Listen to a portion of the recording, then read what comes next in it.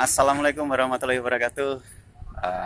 Salam sehat, salam sejahtera selalu untuk seluruh rekan-rekan di penjuru tanah air.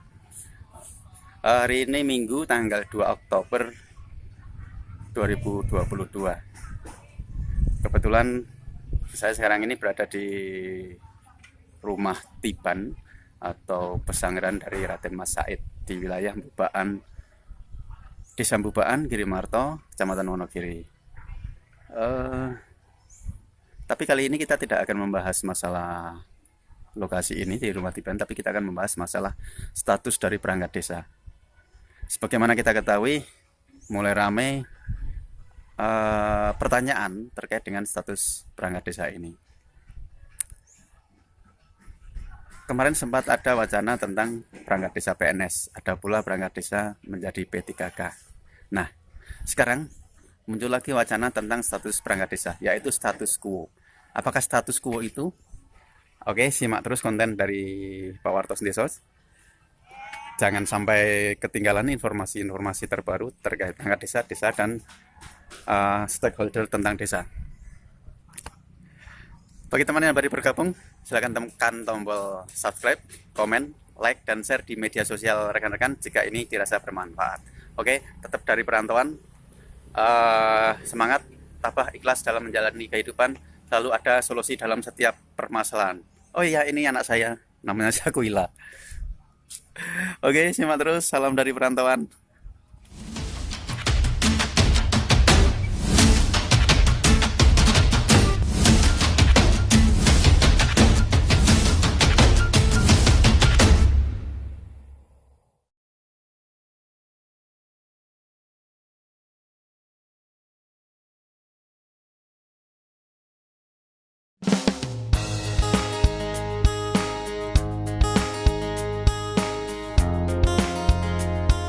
Perangkat desa mempunyai peranan yang penting dalam menjalankan roda pemerintahan desa. Maju mundurnya pembangunan desa sangat dipengaruhi oleh kinerja kepala desa dan perangkatnya. Sementara status kepegawaian perangkat desa yang bukan ASN, akan tetapi mengerjakan tugas dan fungsi ASN, hal inilah yang perlu dipertegas pada tahun 2023. Sebagaimana diketahui bahwa perangkat desa saat ini tidak termasuk dalam PNS maupun P3K. Meskipun demikian, terdapat kemiripan antara perangkat desa dan ASN, dengan melihat perbandingan antara perangkat desa dengan pegawai ASN berdasarkan UU tentang desa maupun UU ASN. Walaupun tidak sama tetapi ada kemiripan pada perangkat desa maupun ASN. Perlu penguatan status kepegawaian perangkat desa ini menjadi ASN agar terjadi peningkatan motivasi maupun dalam pemenuhan hak-hak kepegawaiannya menjadi lebih terjamin. Dalam tulisan Guru Muammar Hadafi, Analis Kebijakan, Puslatbang PKASN LAN Republik Indonesia, ada beberapa alternatif solusi dalam hal status kepegawaian perangkat desa yaitu sebagai berikut. Pertama, pengangkatan perangkat desa menjadi PNS. Untuk mengangkat perangkat desa menjadi PNS ini memiliki tantangan sendiri. Dari aspek kebijakan maka diperlukan revisi UU Nomor 5 Tahun 2014 tentang ASN dan UU Nomor 6 Tahun 2014 tentang desa. Upaya dan energi yang dibutuhkan cukup besar karena akan melibatkan antara DPR dan pemerintah dalam proses perubahannya. Adapun leading sektor dari pemerintah dapat dilakukan kolaborasi antara Kemenpan RB, Kemendagri, dan BKN dalam upaya melakukan perubahan peraturan tersebut. Hal ini pun akan berimbas kepada revisi peraturan turunannya seperti PP 11 tentang manajemen PNS, dan Permendagri Nomor 67 Tahun 2017 tentang Permendagri Nomor 67 Tahun 2017 tentang pengangkatan dan pemberhentian perangkat desa. Sehingga pola rekrutmen yang dilakukan melalui mekanisme seleksi CPNS dampak dari alternatif ini maka diperlukan anggaran yang lebih besar untuk memberi gaji dan tunjangan bagi perangkat desa serta bagi perangkat desa saat ini yang tidak memenuhi kualifikasi tidak dapat diangkat menjadi PNS. Kedua, pengangkatan perangkat desa menjadi PPPK. Pada alternatif ini, hal-hal yang perlu dilakukan adalah melakukan revisi UU Desa dan mempertegas status kepegawaian perangkat desa.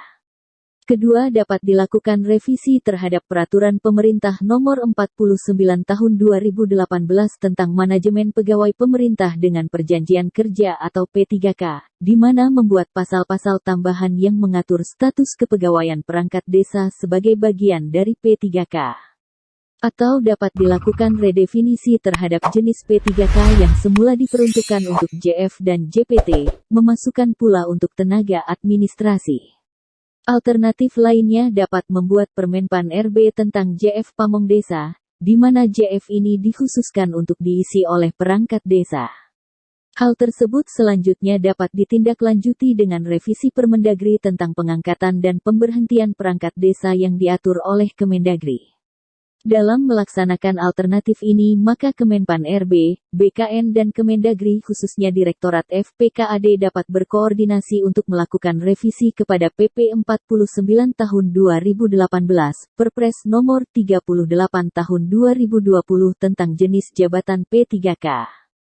Kepmenpan Nomor 1197 Tahun 2021 tentang jabatan fungsional yang dapat diisi oleh P3K, dan Permendagri Nomor 67 Tahun 2017 tentang pengangkatan dan pemberhentian perangkat desa.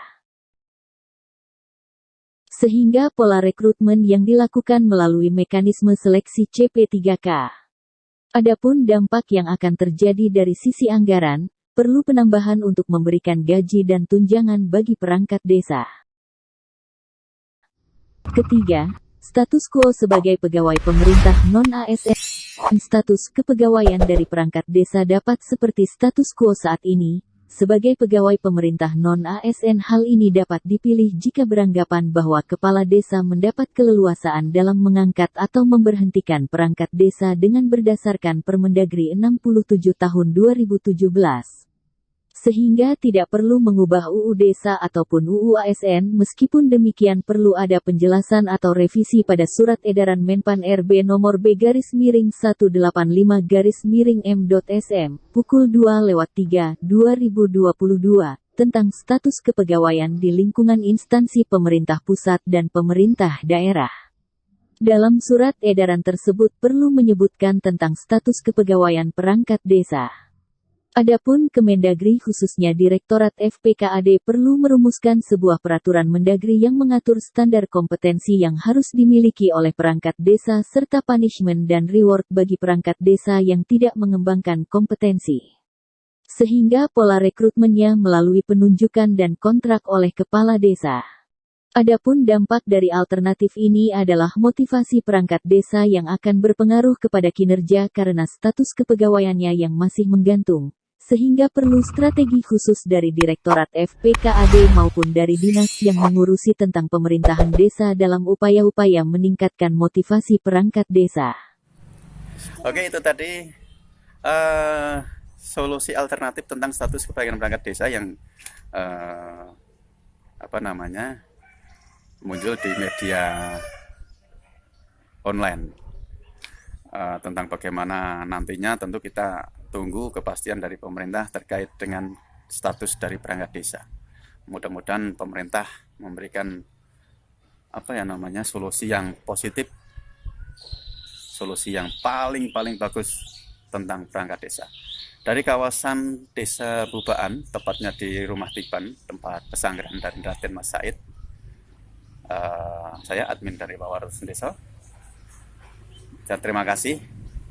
Semoga konten ini memberikan manfaat, memberikan informasi bagi rekan-rekan sekalian.